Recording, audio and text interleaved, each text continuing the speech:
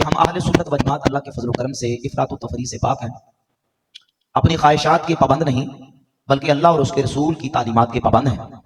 جن کو رب نے منوایا ہم ان کو بھی مانتے ہیں، جن کو رب کے محبوب نے منوایا ہم ان کو بھی مانتے ہیں۔ ہم نے ماننے کے لیے اپنی خواہشات کے مطابق کچھ شخصیات کو منتخب نہیں کر لیا کہ ہم نے صرف ان کو ماننا ہے، دوسروں کو نہیں ماننا۔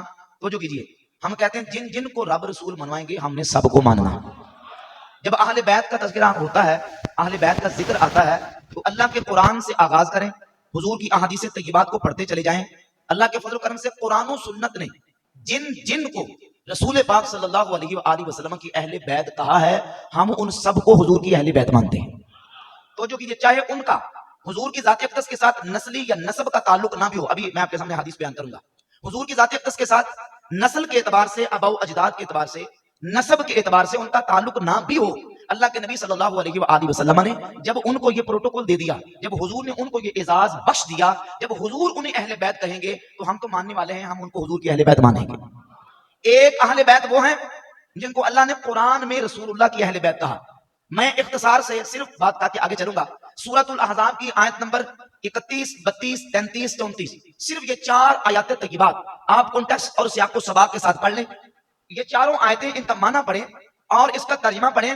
ان چاروں آیات میں اللہ رب العزت نے جمع مؤنث کے صیغے ذکر کیے ہیں، یعنی اللہ نے خطاب عورتوں سے کیا، بات عورتوں کی ہو رہی ہے، اللہ رب العزت نے صیغہ یہاں خطاب کا بھی ان آیات میں ذکر کیا۔ یا نساء النبی لستن کاحد من النساء، اے نبی کی بیویوں تم جہان میں سے کسی عورت کی طرح، یعنی تمہارا مقام جہان کی عورتوں سے بلند و بالا ہے۔ یہاں اللہ نے ان آیات طیبات میں نبی پاک علیہ الصلوۃ والسلام کی بیویوں کا ذکر کیا، حضور کی ازواج طیبات کا ذکر کیا، اور آیت نمبر 33 کا جو حصہ عام طور پہ تقاریر اور دروس اور جلسوں کے اندر خطبات کا موضوع بنا کے پڑھا جاتا ہے، انما یرید اللہ لیذھب عنکم الرجس اہل البیت ویطہرکم تطہیرا۔ اللہ فرماتا ہے کہ نبی کے اہل بیت، اللہ تو یہی چاہتا ہے کہ تم سے رجس کو دور فرما دے اور تمہیں خوب ستھرا اور پاک فرما دے۔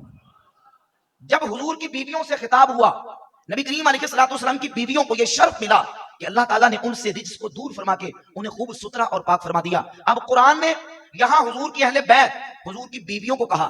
قرآن کی اصطلاح بھی یہی، قرآن کا اسلوب بھی یہی، اور اگر ہم اپنے عجم کے یا عرب کے عرف کو دیکھیں تو عرب و عجم دونوں کے عرف میں جب گھر والی یا اہل بیت کا لفظ بولا جاتا ہے تو وہ لفظ انسان کی بیوی بچوں پر بولا جاتا ہے۔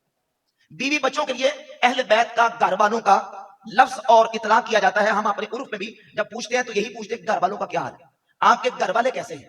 تو گھر والوں سے مراد جب انسان شادی شدہ ہے، بیوی ہے، بچے ہیں، تو مراد اس سے انسان کی بیوی بچے ہوتے ہیں۔ نبی پاک علیہ الصلوۃ والسلام کی بیویوں کو اللہ نے حضور کی اہل بیت کہا، ہم حضور کی بیویوں کو بھی اہل بیت مانتے ہیں۔ اور جب یہ آیت قریباً نازل ہوئی، صحیح مسلم کے اندر ام المؤمنین سیدتنا عائشہ صدیقہ رضی اللہ تعالی عنہا سے حدیث ہے، مسند احمد ابن حنبل میں سیدہ ام سلمہ ام المؤمنین رضی اللہ تعالی عنہا سے حدیث ہے، اور حدیث کی اور کتابوں کے اندر، مجمع الزوائد وغیرہ کے اندر حضرت سلمہ ابن اقویٰ صحابی رسول رضی اللہ تعالی عنہ، ان تینوں سے یہ حدیث موجود ہے کہ نبی پاک علیہ الصلوۃ والسلام نے اس آیت کے نزول پر سیدہ فاطمہ الزہرا اپنی بیٹی کو بلایا، حضرت علی المرتضیٰ کو بلایا، سیدنا امام حسن کو بلایا، امام حسین کو بلایا، اور مزمل اپنی مبارک چادر کو کھولا، اپنی کساء کو کھولا۔ نبی پاک علیہ الصلوۃ والسلام نے ان ہستیوں کو، ان نفوس قدسیہ کو اپنی ایبا، اپنی چادر کے نیچے لیا اور اللہ رب العزت کی بارگاہ میں دعا کی، اللہم ہؤلاء اہل بیتی فاذھب عنہم الرجس وطہرہم تطہیرا۔ یا اللہ یہ میری اہل بیت ہے، ان سے رجس کو دور فرما دے، ان سے ناپاکی کو دور فرما دے، یا اللہ انہیں خوب ستھرا اور پاک فرما دے۔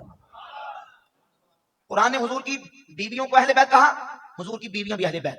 اب حدیث نے، نبی پاک علیہ الصلوۃ والسلام نے اپنے فرمان کے ذریعے سے حدیث میں سیدہ فاطمہ الزہرا کو اہل بیت کہا، مولا علی کو اہل بیت کہا، سیدنا امام حسن کو اہل بیت کہا، امام حسین کو اہل بیت کہا۔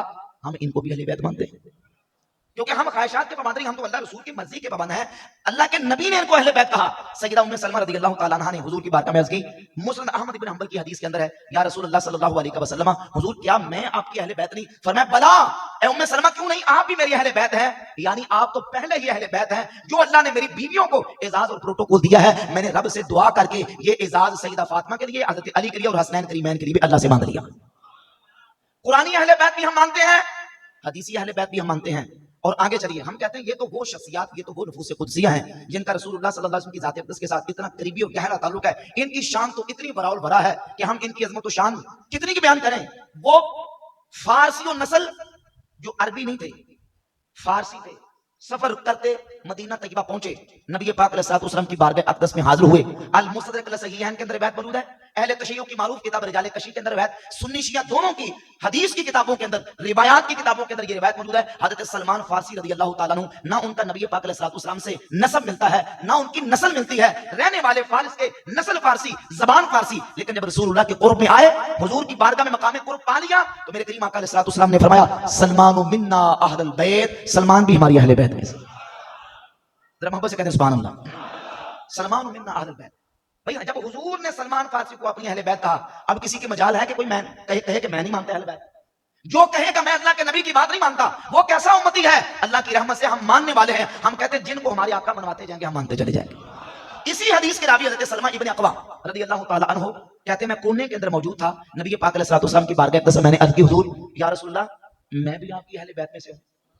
جنہوں سمجھ آ رہی ہے سبحان اللہ کہتے ہیں محبت، میں بھی آپ کی اہل بیت، ایک صحابی ہیں، حضور کے نسل سے نہیں ہے، حضور کے خاندان سے نہیں ہے، حضور میں بھی آپ کی اہل بیت میں، میرے آقا نے کرم فرمایا، فرمایا سلمہ بن اقوا تو بھی ہماری اہل بیت میں سے۔ ہم کہتے ہیں حضور نے ان کو اہل بیت کہا مانتے ہیں۔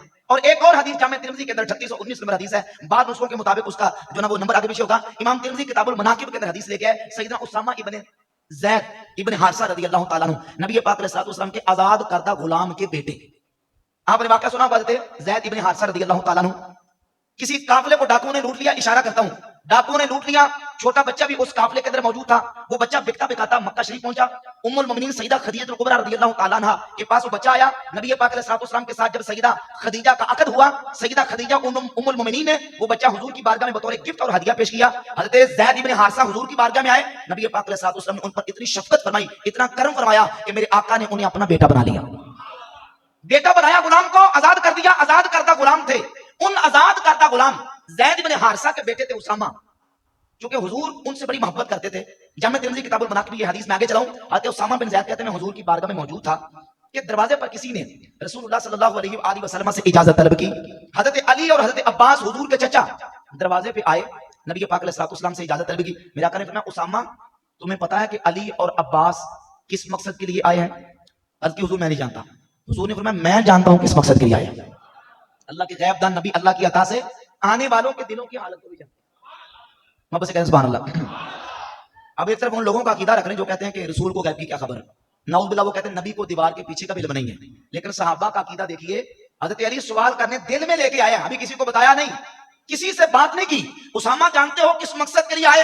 حضور مجھے نہیں پتا، فرمایا میں جانتا ہوں کس مقصد کے لیے آئے۔ اللہ کے فضل و کرم سے ہمارا اہل سنت و جماعت کا عقیدہ وہ ہے جو نبی کے صحابہ سے لے کر آج تک امت کے ولیوں سے چلتا آ رہا ہے۔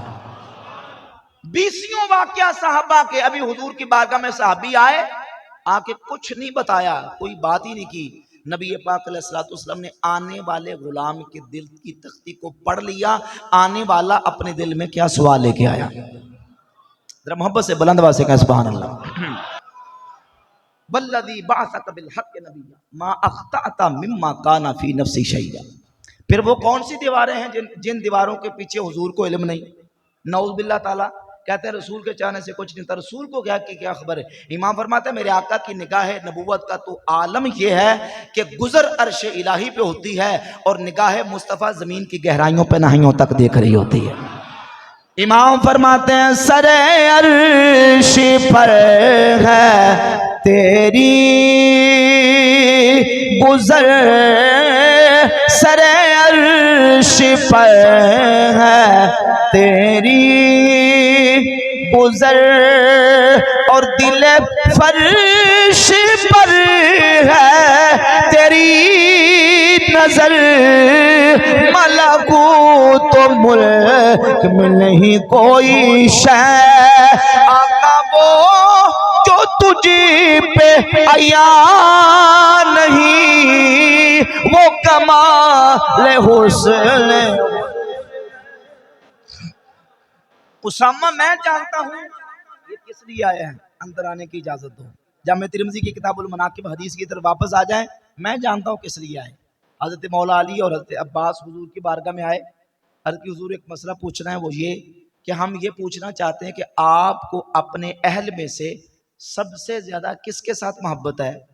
تو نبی پاک علیہ الصلوۃ والسلام نے فرمایا مجھے سب سے زیادہ محبت میری بیٹی فاطمہ الزہرا سے، مجھے سب سے زیادہ اپنے اہل سے فاطمہ سے محبت ہے۔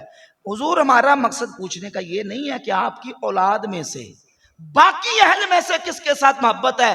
جامع ترمذی کی حدیث ہے، میرے آقا نے فرمایا اس کے ساتھ قد انعم اللہ علیہ وانعمت علیہ، جس پر اللہ نے انعام کیا اور میں نے انعام کیا، اسامہ بن زید کے ساتھ مجھے سب سے زیادہ محبت ہے اسامہ بن زید کے ساتھ، اپنے اہل میں سے، حالانکہ آزاد کردہ غلام کے بیٹے ہیں، لیکن حضور کا کرم جس پر ہو جائے، میرے آقا کی نگاہ نبوت جس پر ہو جائے، حضور چاہیں تو آزاد کردہ غلام کے بیٹے کو کہیں کہ میری اہل بیت میں سے ہے، حضور سلمان فارسی کو کہیں کہ میری اہل بیت میں سے ہیں، حضور سلمہ ابن اقوا کو کہیں یہ بھی میری اہل بیت میں سے ہے۔